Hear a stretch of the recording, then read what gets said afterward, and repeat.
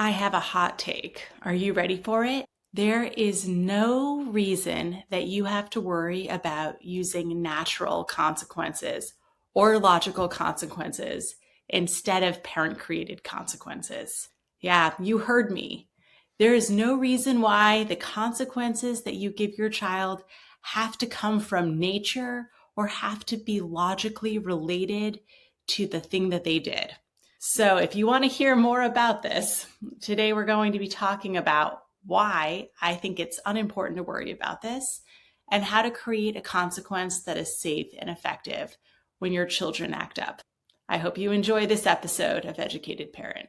In our society right now, we have decided that certain kinds of consequences have a higher moral ground than other kinds of consequences. And we've decided that natural consequences are the way that children learn best. I'm not sure how this was decided. It's certainly not based on any kind of research that's out there. But the idea behind natural consequences is that if your child naturally experiences a negative outcome to their own behavior, then that is much better than you putting a consequence on your child for the same behavior. And I don't know if we just like the idea that that are natural are better, like natural food, right? Anything from nature to us seems superior. However, once you really drill down, often natural consequences, the consequences that the world gives us for our behavior, are so much harsher than the consequences that our parents would give us for the similar behavior, so that we don't have to always learn the hard way. Let me give you an example that applies to adults. All of us, hopefully, wear seatbelts when we drive our cars or when we're passengers in other people's cars. Why do we wear seatbelts? Well, you all know if you don't wear a seatbelt and you get in a car accident, you are much more likely to be gravely injured. But why is there a law telling us to wear seatbelts? This is public health protecting us from the natural consequence of death. So if you get pulled over and you're not wearing a seatbelt, you can get a ticket because we're encouraging people to do something that is good for them. The law is basically saying to us, we think this is so important that we don't want you to be injured. And so we're going to have this legally applied consequence on us to keep these bad things from happening. And that is how good parent consequences work. The reason that parents set consequences is to keep our children from experiencing the negative, very painful, sometimes catastrophic events of running headlong into a real life consequence. For example, the natural consequence to letting your child run across the street is them being hit by a car. The natural consequence of your child playing on the stove is them being badly burned. The natural consequence of your child picking on a friend is that friend starts disliking them and maybe wanting nothing to do with them later. So there are really harsh natural consequences that happen that we don't want our children to experience. And honestly, that they are not prepared to experience because they're too young or it's not developmentally appropriate for them to understand the real life outcomes. Let me give you an example. It was really chilly the other day, and my 4-year-old said, "I don't want to wear a sweater." Now, the natural consequence of not wearing a sweater is being really cold. However, my son is 4. I am unprepared for him to deal with a day of being miserably cold. It's honestly not fair to him. Like, he doesn't get it yet. He doesn't have a frontal lobe that's developed enough for him to perceive what that would mean for him all day. If I said, fine, don't bring a jacket, and I allowed him to be very cold all day, I would be doing something cruel to him. And I'm unwilling to do that. So you know what I did? I forced him to wear the jacket, right? He was unprepared for the natural consequence of those actions. So I just didn't let it happen. Or let's say that you have a child who's bullying their sibling. There actually might not be a natural consequence for that, except for after years of doing it, that sibling not liking them anymore. But it's also possible to do the wrong thing and actually not experience any sort of natural consequence. If the younger kid is too big to stand up for themselves, then the bully might get away with it indefinitely and just learn that that's how we behave. So we as parents set forth these parent created consequences so that we keep those bad things from happening. When kids get older, when they do have that frontal lobe functioning in place, we might let them experience more actual real world consequences, again, depending upon how severe they are. So if you have a teenager who's drunk or high and they want to drive their car, and you say, natural consequences. How bad is the natural consequence? It's getting badly hurt. It's hurting someone else. It is getting in trouble with the law. Those consequences are too severe. So we would set a parent enforced consequence to keep them from doing something like that, right? It's too risky. But if a 17-year-old doesn't want to wear a jacket and they end up being cold all day, I would let them, right? Because that's somebody if they are developmentally age 17, is okay enough to cope with that decision and probably could problem solve a way to keep themselves warm if they realize that they made the wrong one. You see, like, why this is not so important? Often the consequences that we set for kids are much gentler. It's a conversation. It's a short time away from having fun. It's the removal of something they like a TV show. Those things we can get over pretty quickly. They are a lot less severe than losing all your friends or being injured in some kind of bodily way or being extremely uncomfortable for a long length of time. It's just not fair for us to impose those things. Now there's this other argument that says consequences must be logical. The consequence you give your child must somehow be related to the thing that they did. There's also no evidence for that. There's no reason why the consequences you give have to be directly related to the behavior that your child did. Let me give you an example. When I was a kid, I guess mostly a preteen or a teenager, if I or my siblings were disrespectful to my mom, her consequence is you had to take a walk around the house. So you had to go out the front door, walk around our house, and come back in the front door. Was this scary? No. Was it horrible or painful? No. But was it useful? Extremely. Think about it. We left the house. We had a couple of minutes to think about what was going on with our mom, right? We were getting to move our bodies. We were getting some space from her. We were getting a moment to regulate and think, do I really want to continue down the path I'm about to go down?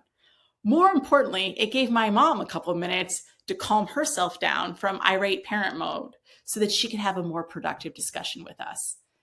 Is walking around the house logically related to saying disrespectful things to your mom? No. But did it serve a really valuable purpose? 100%. Because the conversation we had when one of us came back from that was always so much more productive than the conversation that we would have had if we had stayed in the house. She felt better. She'd given us a consequence. We didn't really want to walk around the house. It was annoying. So we wanted to avoid that. And it gave us time and space. So you see how it being logically tied doesn't make a difference here. I'm kind of curious, honestly, about why we are so preoccupied with natural or logical consequence. Like, how did those things come into being in our culture? One thought is that maybe it's a response to overly harsh parenting. Letting a natural consequence happen to your child would be better than perhaps behaving really aggressively or in a scary way towards your child. So maybe it came from that. I think also we kind of like this idea that we're not responsible, where it's like, oh, life will punish my child. Life will teach my child not to do this thing. I don't have to be the bad guy. I don't have to be the one enforcing a consequence and dealing with my child's emotional reaction to setting a limit and holding it firmly. So I wonder if that's the other appeal. But I think it leaves us as parents in this really tough situation where we often know, right? We know that the natural consequence is too harsh. We can't think of the logical consequence we've been told to have. And so it puts us in this position of feeling really guilty if we create a safe consequence for our child. It makes us think we're doing things wrong. It enforces a lot of guilt and it makes us feel powerless. And it also makes us behave inconsistently. And not knowing what will happen when you push a limit is uncomfortable for your child. We all like to know what the rules are. We all like to know what will happen if we test our limits.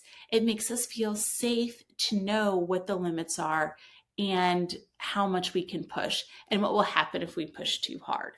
I just think it creates a lot of undue anxiety that we really don't deserve to have. All right, so now I've told you it's okay to set a parent enforced consequence. You don't have to let nature parent your child. You don't have to worry if your consequence is logical. So, how do you set a fair and safe consequence if your child does something and they need to learn that that's not going to work out for them? Well, you want to make sure that your consequences, when possible, are clear in advance. What kids really hate is when they don't know there's going to be a negative consequence. And then when we're angry, we're imposing that consequence. Have you ever been in that moment where your child is doing something and you're like, and you know what will happen now? You're going to miss out on your TV show. And they escalate. They're like, what? You never told me I was going to miss out on my show. And you're like, well, you know what now? Now you're going to miss out on 2 shows, right? So like there's this escalation that can increase. If kids know about a consequence really early on, if then they do the thing that invokes that consequence, they push back a lot less.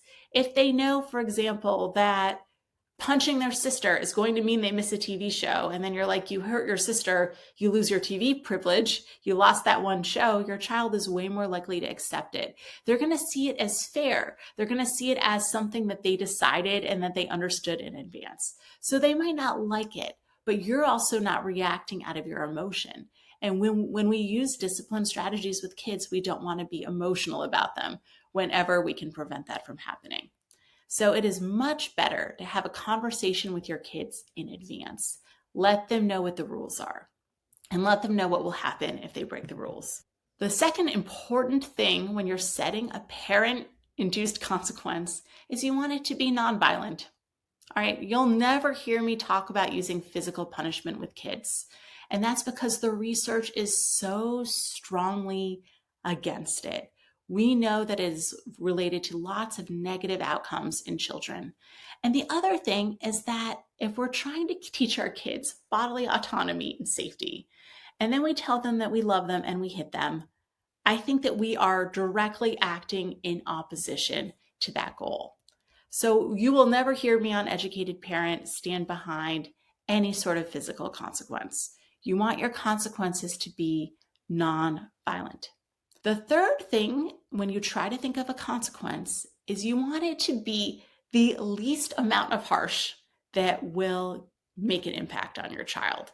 So you don't have to go for this punishment fits the crime sort of situation. All kids are different. What is going to make your child take you seriously without having to be really mean or more aggressive than you want to be? So for example, that consequence that I just gave you that my mom would impose on us, that walk around the house thing, if you think about it, it's really not that punitive, right? But it was enough.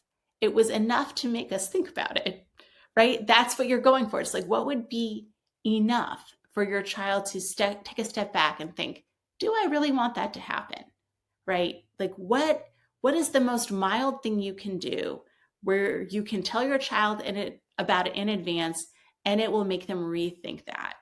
For my kids, I can often take something away for literally 2 minutes.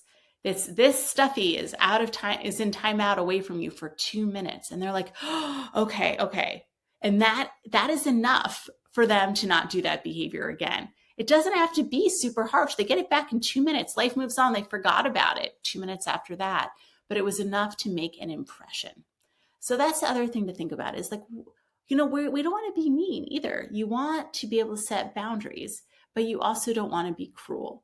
So what is the lowest stakes intervention you can do where your child will still understand that the limit is not something that they should challenge? I know this is a really emotional subject for people. I think lots of us experience discipline in ways that were really damaging. And so we're really, really afraid of being too harsh on our kids. I also think there's a lot of stuff out there right now making parents absolutely terrified to set consequences for behavior.